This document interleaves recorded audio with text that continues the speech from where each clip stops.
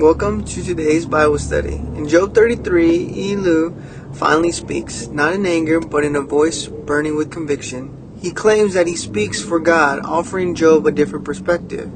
If you have ever wrestled with suffering, wonder if God is speaking through it, this chapter is for you.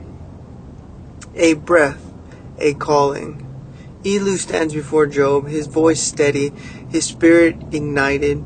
But now, Job, listen to my words. Pay attention to everything I say. My Spirit of God has made me. The breath of the Almighty gives me life. A gentle wind moving across the land, symbolizing a breath of God's giving life. Elihu is not just speaking for human wisdom. He claims his words are stirred by God's breath, the same breath that formed Adam from the dust. He calls Job to answer. If you can, answer me. Stand up and argue your case before me. I am the same as you in God's sight.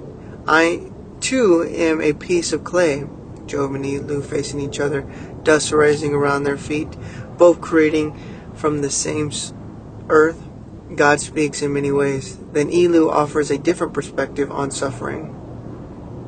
For God does not speak now one way, now another, though no one perceives it. In a dream, in a vision of night, when a deep sleep falls on people, he may whisper warnings to them from the wrongdoings and keep them from pride.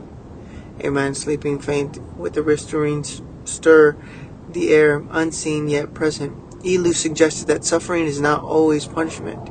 It may be a discipline, a warning, a lesson meant to save a person from greater destruction.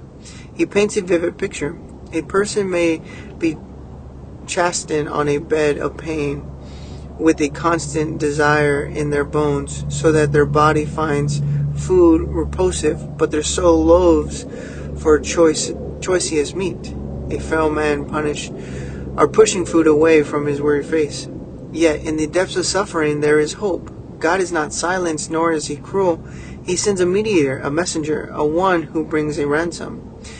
Let's find a messenger, one who is kind, who will say, I have found the ransom for them. Then their flesh will be renewed like child's, and they will be restored as in the days of their youth. Think of a weak man rising from a sick bed, strength returning to his limbs. This is a foreshadowing, a whispering of something greater to come. One day a true Redeemer will come, paying the ransom for all mankind. Job 33 reminds us that God is always speaking. He speaks through dreams, suffering, whispering in the night, yet many do not perceive it. What if our struggles are not punishments, but invitations? Invitations to listen, to repent, to draw near Him. Are you listening for God's voice in your life? Maybe He's speaking in ways you haven't noticed. Ask Him to open your eyes and your heart. If this message speaks to you, share it with someone who needs encouragement. So we'll see you next time as we continue through Job. You have a blessed, wonderful day. One day at a time, we'll get to the book of Job.